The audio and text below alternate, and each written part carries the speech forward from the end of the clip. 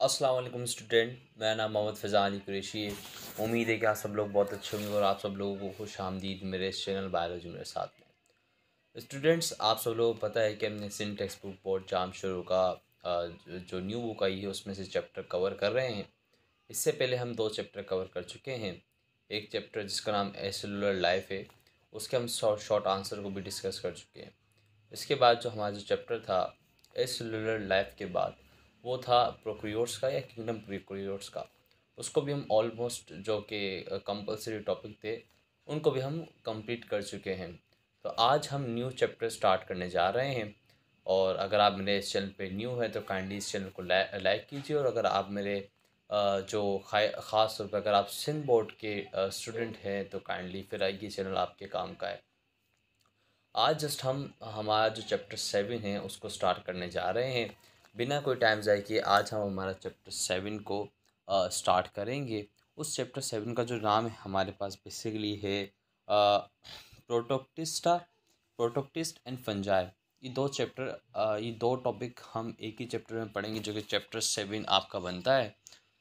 इससे पहले जो बुक थी हमारे पास 11th क्लास की, उसके अंदर ये दोनों चैप्टर को अलग अलग करके दिया गया था। लेकिन इस साल जो न्यू बुक दी गई है सिंध बोर्ड की तरफ से, actually this is good decision कि उन्होंने इन दोनों चैप्टर को कंबाइन कर दिया ताकि आप सब लोगों के लिए आसानी भी हो और आप सब लोग इसे इजीली याद कर सके, रिमेंबर कर सके। तो जैसा कि मैंने आपको बताया कि हम आज आपका चैप्टर 7 स्टार्ट करने जा रहे हैं and this lecture is just introductory. तो आज हम इस लेक्चर के अंदर प्रोटोक्टिस्टा की इंट्रोडक्शन को लेंगे और शुरुआत करते हैं। स्टूडेंट्स, मैंने आपको बताया कि हम प्रोटोक्टिस्टा को कवर कर रहे हैं और इसके बाद जब हम प्रोटिस्टा को पूरा कवर करेंगे तो उसके बाद चैप्टर 7 के अंदर ही फंजाई को कवर करना स्टार्ट करेंगे। तो ये आपका चैप्टर 7 है। मैंने इसमें आपके लिए बहुत आसान से स्लाइड्स बनाई है ताकि आप इसे पढ़ के इजीली रिमेंबर भी कर सकें। ये एक्चुअली इंट्रोडक्शन के अंदर हमने प्रोटोक्टिस्टा के बारे में क्या समझा। प्रोटोक्टिस्टा को हम किंगडम प्रोटोक्टिस्टा भी कह सकते हैं। जैसे कि मैंने इधर बताया है कि kingdom protista is most controversial and unnatural group. देखिए, किंगडम प्रोटिस्टा को बहुत ज़्यादा क्या कहा गया है, बहुत ज़्यादा कंट्रोवर्शियल है। अब कंट्रोवर्शियल वो इसलिए है क्योंकि sometimes they shows there characteristics like plant, animals, fungi. That's why जब किसी भी ऑर्गेनिज्म पे ज़्यादा डिस्कशन की जाती है तो ज़्यादा कंट्रोवर्शियल बन जाता है। बहुत ज़्यादा ऑब्जेक्टिव्स आ जाते हैं। हर साइंटिस्ट का अपना एक सेंस ऑफ ऑब्जेक्टिव्स होता है उसको देखकर, तो इस वजह से वो आर्गुमेंट में चले जाता है और क्या रखता है, एक तरीके से अपना कंट्रोवर्सीज़ में आ जाता है। इसी तरीके से अगर हम बात करते हैं प्रोटिस्टा के अंदर कि वो दूसरे किंगडम से कैसे डिफरेंट है, तो उसका सिंपल सा मकसद है कि they are eukaryotic simple body structure.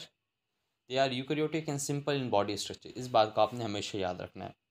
And single celled, इस बात को अभी आपने याद रखना है कि सिंगल सेल्ड होते हैं, बहुत सिंपल बॉडी स्ट्रक्चर होता है और यूकरियोटिक होते हैं। यानी कि इनके पास प्रॉपर ऑर्गेनज सेलुलर ऑर्गेनल्स होते हैं एक्चुअली।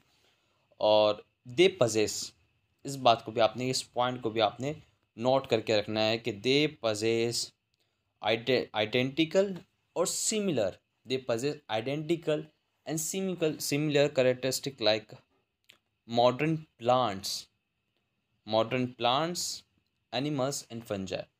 यानी कि इससे पता ही चलता है कि इनके पास वो सारी कैरेक्टरिस्टिक है जो मॉडर्न प्लांट, एनिमल्स, फंजाई के पास है।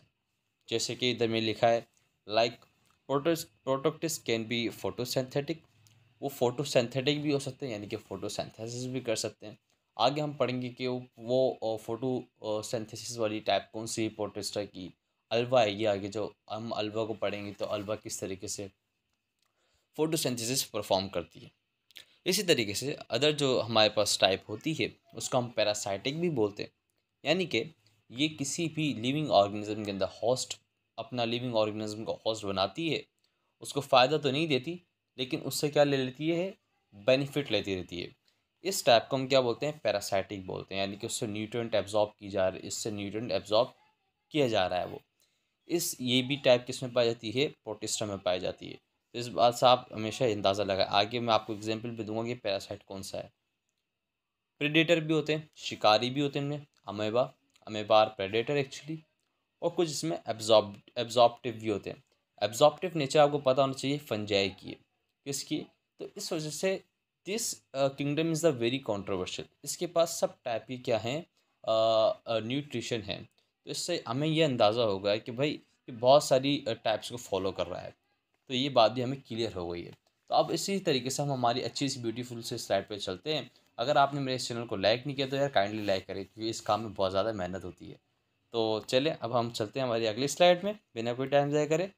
तो अब इस स्लाइड के अंदर हम समझते हैं कि किस किस टाइप की न्यूट्रिशन यानी कि टाइप ऑफ न्यूट्रिशन फॉलो करते हैं प्रोटिस्टा। देखिए बहुत सारे टाइप की फॉलो करते हैं कि मैं आपको आगे बताते हुए आया। इसलिए देखिए न्यूट्रिशन की अगर हम बात करते हैं तो 2 टाइप की न्यूट्रिशन पाई जाती है, उनको ये क्लासीफाई भी 2 टाइप्स पे किया जाता है। एक तो हेटेरोट्रॉफ्स के ऊपर, दूसरा ऑटोट्रॉफ्स के ऊपर। यानी कि वो जानदार इस ग्रुप के अंदर, इस किंगडम के अंदर जो हेटेरोट्रॉफ्स हैं, यानी कि जो अपना खाना खुद नहीं बनाते, डिपेंडेंट रहते हैं, और दूसरे वो जो खुद बनाते हैं। उनकी एग्जांपल्स भी मैंने आपको दी हैं, और बाकी मैंने पैरासाइट्स की भी एग्जांपल आपको दी हैं इस स्लाइड के अंदर। तो आप इधर इसको देख सकते हैं गौर से। तो इधर मैंने आपको डायग्राम्स भी दिए हैं, तो अब मुझे यकीन है कि आपको डायग्राम्स ब्यूटीफुली समझ में भी आ रही होंगी। मुझे पूरा भरोसा है कि आपको भी बहुत आसानी से समझ में आएंगी स्लाइड। ये सारी स्लाइड्स के पॉइंट मैंने आपकी बुक से लिए, और थोड़ा मैंने इसको एनहेंस किया ताकि आप इसके अंदर समझ सकें ये एक्चुअली बात क्या कह रहा है। इसी तरीके से the kingdom protista includes heterotrophic microorganism like amoeba, paramecium. समझ रहे हैं आप बात। इधर मैंने अमेबा का भी डायग्राम दिखाई हुई है, और पैरामेशियम की डायग्राम मैंने आपको इधर दिखाई हुई। तो इस डायग्राम का बड़े गौर से देख सकते हैं।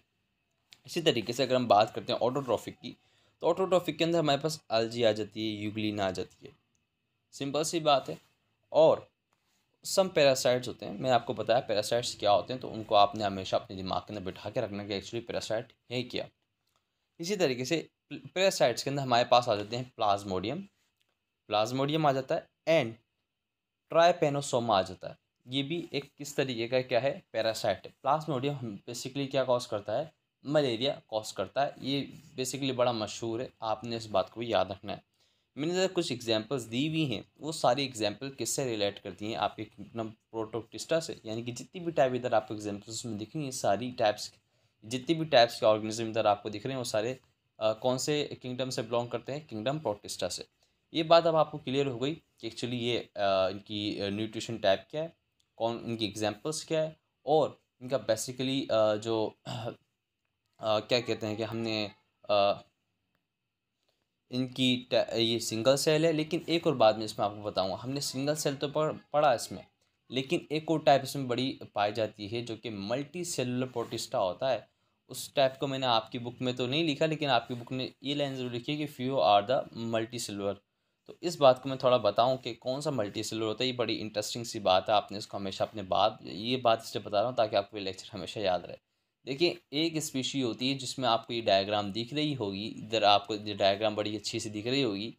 ये प्लांट नहीं है, बेसिकली दिस इज़ अ फंजा है। इस बात को आपने बड़े गौर से देखना, ये प्लांट जैसे आपको लग रहे हैं, लेकिन ये फंजा है। और this is only protists which are the multicellular है ये क्या है, इसको हम क्या नाम, इस मल्टी सेलुलर प्रोटिस्टा को हम क्या कहते हैं, कैल्प कहते हैं। इसको अगर हम साइंटिफिक नेमिंग में चेक करें तो इसको हम क्या कहते हैं, मैक्रोसिस्टिस भी कहते हैं, और मैक्रोअल्जी भी कहते हैं।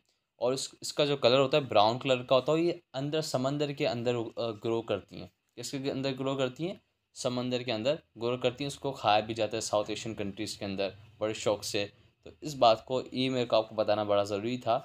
अगर हम बात करते हैं कि यार प्रोटिस्ट को हम सिंपल क्यों कह रहे हैं, सिंपल प्रोटिस्ट को इसलिए कहते हैं क्योंकि वो they always leave in the single form, they can not make a tissue.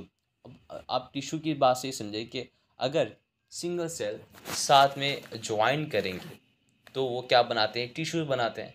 तो ये तो टिश्यू बनाते नहीं, इस वजह से हम इन्हें क्या कहते हैं, they are the simple organism. So ये एक बात थी जो कि आपको क्लियर करनी थी कि हम इन्हें सिंपल क्यों कहते हैं। तो मुझे उम्मीद है कि आपको ये लेक्चर भी क्लियर हुआ होगा। और आज का जो लेक्चर था एक्चुअली मैं इतने दिन मुझे इसलिए लगे ताकि मैं आपके लिए पूरी प्रिपरेशन करके आऊँ और पूरा एक अच्छा सा लेक्चर स्लाइड्स के साथ, और मैं थोड़ा सेटअप भी बना रहा था ताकि आप सब लोगों को मैं अच्छे तरीके से पढ़ा सकूँ। अगर आपको ये वीडियो और लेक्चर अच्छा लगा तो काइंडली मेरे चैनल को सब्सक्राइब भी कीजिए, शेयर ज़रूर कीजिए अपने स्टूडेंट्स के साथ, अपने अपने दोस्तों के साथ स्पेशली, ताकि उनको भी इन क्वालिटी लेक्चर से फ़ायदे मिले। मिलते हैं हमारे अगले लेक्चर के अंदर। पढ़ते रहिए, मोटिवेट रहिए। अल्लाह हाफिज़।